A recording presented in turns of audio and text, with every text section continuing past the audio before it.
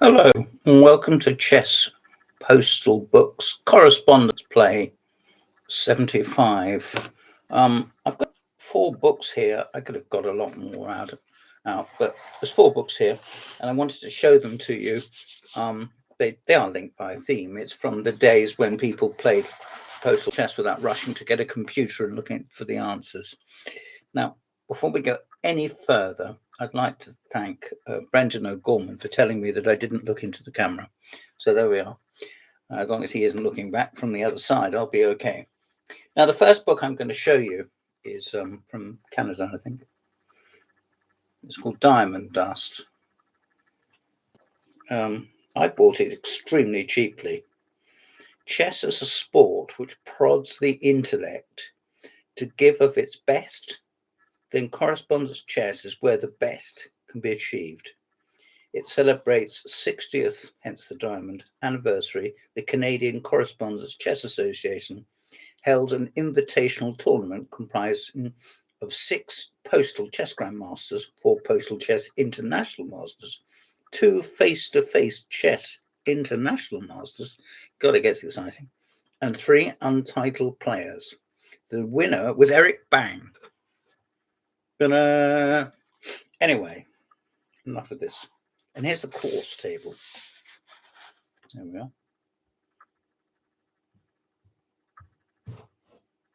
Pretty good, eh? Keith Richardson, who in his lifetime, he passed away some years back, 6 or 7 years ago, I can't remember exactly, but he did, was one of England's strongest postal players. And I see that Nicholas Prio also played in this tournament, who after he died, his son carried on playing for him, I think, but didn't tell anybody. Anyway, the tournament was won by Eric Bang and Jonathan Berry, whom I have heard of, came second. And it was a 15-player all play all. And 3 players achieved GM norms, which is lovely, isn't it? I mean, that's what you would want. The games are given in short form algebraic notation. Let me just give you a little, for instance, example. There we are. And every single game is given. Not necessarily all of them with notes, but most, I think. Somebody called here, note here, called Pratt. No relation, I can assure you of that. Do not throw out or sell previous editions of your opening books! Exclamation mark. This move is not mentioned in the 2nd edition of ECO Volume C, but it's only move mentioned in response to 7 Bishop F4.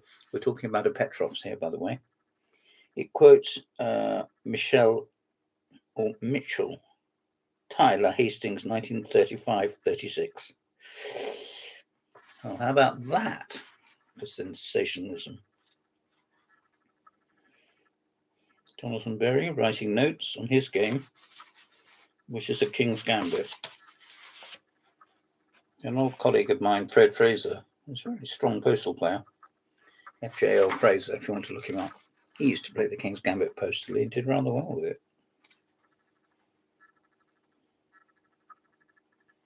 So Fred, if you're listening,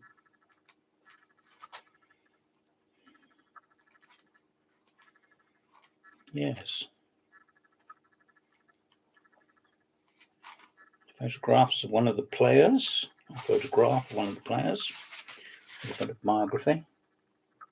You can see that it was a while ago with a Zapata moustache. Nothing wrong with that.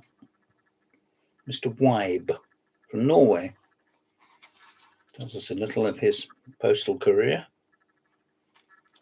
which is nice. Bit of background. Nothing wrong with a bit of background, is it? Sort of fleshes it out.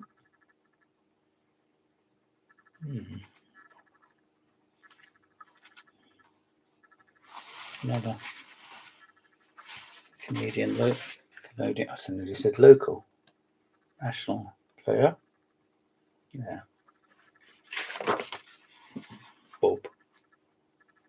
And here's Keith Richardson.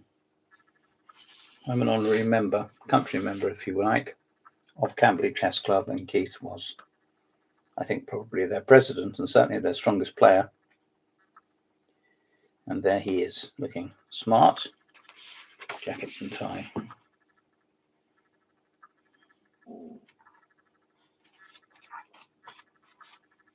If you look at the depth of some of these notes, or the intros, at move 17, there's some notes. How about that? There's a skimping the hard work, is it? And don't forget, if there are a lot of notes, you don't have to play through all of them. Don't let that hold you up. Enormously detailed biography again here of Juan Sebastian Morgado. Sorry. I've been eating nuts. Yeah, nuts, but I've been eating nuts. There we are. Look at that. Nearly a full page of stuff. Well, I'm working systematically from the back to the front. He's a gentleman. Once again, his name I will not presume to pronounce. There we are, look.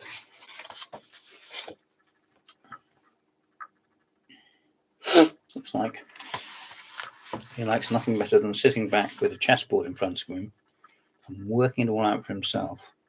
And here's the overall winner, Mr. Bang. There he is. It has to be said, if he won this tournament, he must be mighty strong. He's married with 2 boys and works as an electronic technician. He's played chess since 1957. Well, we're grateful to him for his expertise. Jean Herbe is one of the Canadian players. I think he also played in the interzonal. Quite often the Canadian player over the board. Top player was someone like Suttles or Janowski, but I think Herbe also won the right to have a place, and they extended it. The Canadians extended it to, or had it extended rather, to 2 places when the interzonals got larger. Quite right and proper. They've got some terrific players, I'm sure. Here's Jonathan Berry, who is the main author. It's a bit like he's about to go and play snooker. Nothing wrong with snooker. This book is published by International Chess Enterprises of Seattle. And it tells you a little bit about ECO opening codes, which not everybody bothers to use or to explain. And I dare say one follows out of the other. Several terms explained. What is diamond dust? Well, we touched on that earlier, didn't we? And there's an introduction, quite detailed. And then it goes into the games. So that's the first of the 3 or 4 I have to show you. There you go. The next is rather a more idiosyncratic, I think is the word. Now, if you can pronounce this gentleman's name, I can't, but there he is down there. He's a bit like Guy Chandler, in as much that he is a very good-humoured man. But he appears to be playing Staunton, I think, in this picture. Which only goes to show that he wasn't playing Staunton, but was having some fun. This is Journal of a Chess Original. He wrote other books, but this is probably his most important book. It's certainly the book I would recommend very strongly. Very strong views on openings, what to play and what not to play. And he likes 1G3. With black, he likes the Leningrad Dutch. If you're wondering what the Leningrad Dutch is, it's F5, obviously, followed up by G6 early on, Bishop G7, knight f6, although you can also play knight h6, which is the way Paulson used to play it. This is the 8th US Championship Chess Championship Finals. Seems to have the word chess in the second title too often.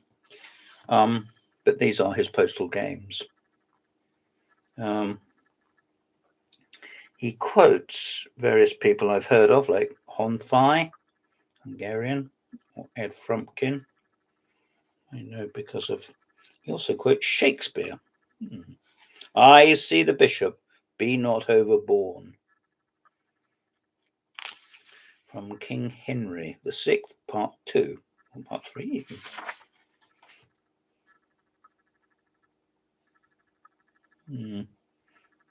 He likes to play the kingside fianchetto, and he calls it rats,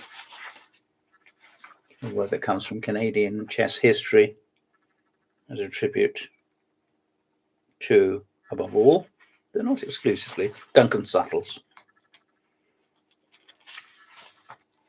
His annotations are a quaint mix of detailed and jocular and analytical, of course. I would have to say that this would not be to every taste. I like it very much, but I would have to acknowledge that you'd have to look quite carefully through the book before you decided to buy it or borrow one from somebody else. You can't have mine because I want to keep it. But flippancy aside, it is a very good book. This is selected games, unlike the one I was just looking at by Berry, which had all the games of one tournament. This is a player, Steve. Is his name Steve? Stefan. I'm sure he'll answer to Steve. But if you want to buy him a drink, Stefan's book is his best games. And he also talks about systems he's played which didn't work, or systems he's played which he returns to, like the Close Sicilian, and the school of thought in Canada with people like Lawrence Day and, as I say, Suttles is quite strong, and they are their own men. There's a game here against John Edwards, whom I've been in distant contact with. I'll send him a copy of this if it ever comes out. There we are.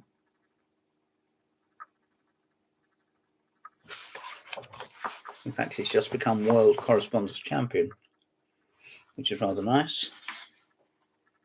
Not just for him, but for all that know and enjoy his books as I do.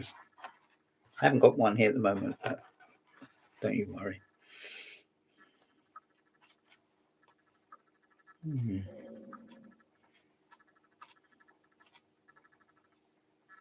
Here he is again, playing the modern defense.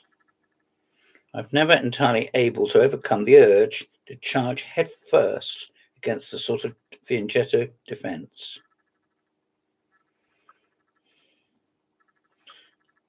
He's got his opponent to write the notes. That's rather good, isn't it? It's not every opponent that would have agreed to that. In fact, Stefan lost in that game. So before you think this is his best games, it isn't. But it's certainly his most involved, and he likes chess when it gets... I think what I would say of Stefan, he likes the clash of the theoretical with the practical. And which of the two wins out? Don't ask me, I'm not a strong player. But he is. So you have a look through this book. More quotations. Shakespeare getting a look in. He donated a trophy named modestly, perhaps, after himself. There's quite a lot of games in here. I don't know how many, but it would be 100 maybe.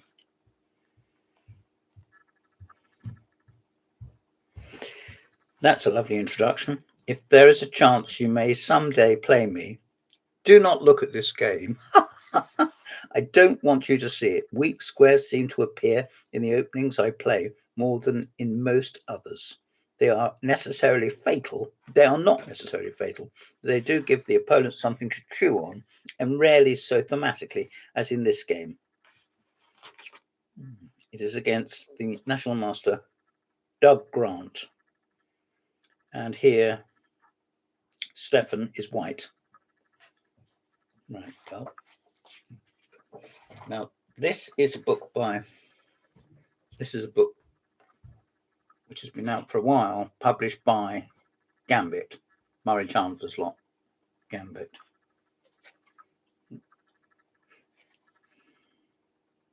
It is rare that a Correspondence world champion annotates a collection of finest games from his career with detailed notes that penetrate deeply into the analytical and decision-making process. Yet this is precisely what the author has done. The result is a book packed with entertainment and instructive value, ideal for study by ambitious players. I agree with that. He was world champion from 1985 to 92, having won the 12th Correspondence Championship. I should explain in those days that the 12th Championship would start, and then the 13th one would start before the preceding one had finished. Because obviously, if you're sending things writing down and sending score sheets and things through the post, there could be any amount of delays or faffing around. World champion at the third attempt. Well, I shall now attempt to look through it. This has been translated by John Sugden, a Cambridge University player, now of considerable seniority, and came out about 20 years ago, a little bit more than that, perhaps. Anyway, I'm just going to have a little drink.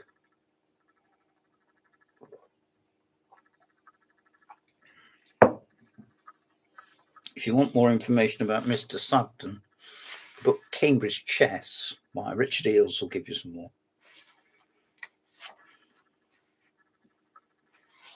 This contains, I'll try and get it accurate for once, 59 games. So this isn't his 60 memorable games, this is 59 postal games. Do not regret that no one knows you, but try to make yourself worth knowing. Confucius. Who is the book written for? And he talks about his introduction to the game, born in 1956. So it's quite an experienced player. And he jumped straight in with an annotated game to show you the format. Figurines. Nice board. Just the W there, meaning whose move it is from that position. You don't always get that. It's a nice little refinement, which I appreciate. This game was played in 1959. So, yes. A strong emphasis on the Sicilian, if I remember correctly, in this book, and main lines. So don't go looking for grobs or from gambits or anything here. You might find it from gambit actually, but don't go looking for it. Game 37 is a Lopez. Well, there's nothing postal players like more than playing long Lopezes. There's very, very minor corrections, possibly by Mr. Sugden, I don't know, who is of himself a strong player.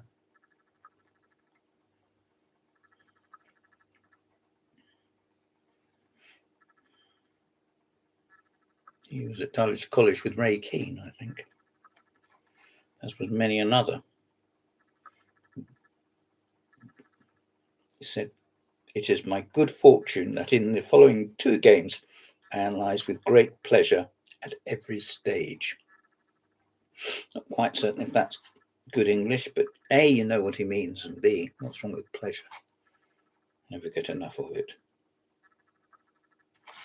There again, I'll show you the format, which is conventional and to my eye very pleasing. And the text is not too small. I'm losing my eyesight, so it's useful to have it nice and bold on the page and not too.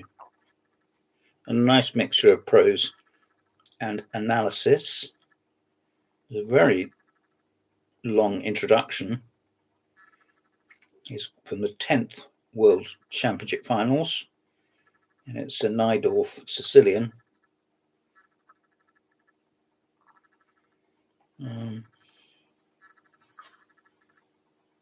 he quotes not games but lines which didn't occur but which might have happened. It's always a good idea to chuck in some, like a cook, sort of putting in a bit of parsley or pepper and salt, you know. But the depth of discussion is there for the most hardened enthusiast and also the most patient. So one more to go, and this is by the great Mike Reed. I've been in contact with Mike, not recently, but I was about 10 years ago when I did British Chess Magazine, and here he is, Senior International Master Sim Mike Reed. And there's Mike reading the other book, which he sent me. This one I bought. Mike refuses to make a profit out of it. He just does it at cost. So following on from his critically acclaimed, yes, it was, I acclaimed it, book, my 120 selected correspondence games, Mike represents a new collection of 60 more previously unpublished games that he played between 1978 and 2000.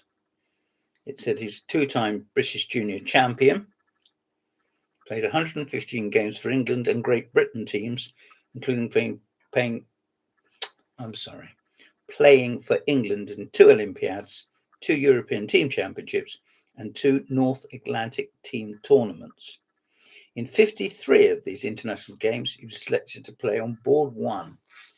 That's not messing about, is it?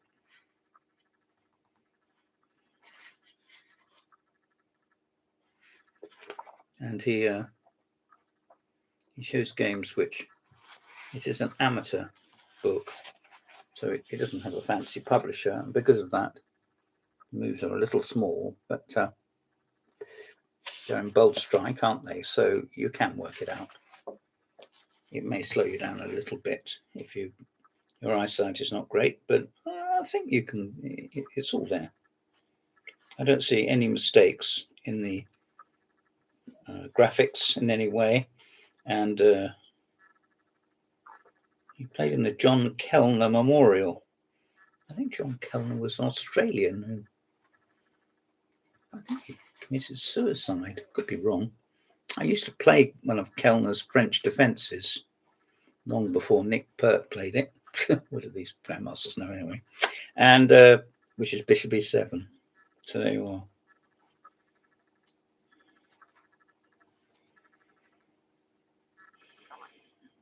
Mike is a very generous man, and his games can be found in lots of magazines where he offers them.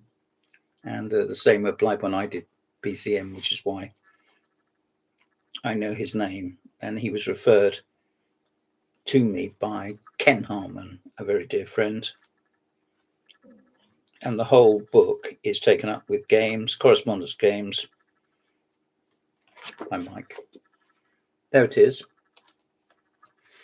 I recommend it, and I strongly recommend it if you've got Mike's other book, which I haven't got here at the moment, but I do have. This is the sequel. Well, there we are, nearly 25 minutes of postal chess, as it used to be called, and correspondence chess. And I hope you've enjoyed the books. And even if you don't play through the post or via the internet, these books are very well worth having, and I recommend them very strongly. Thank you for listening. I've been James Pratt, and this has been the Chess Parrot.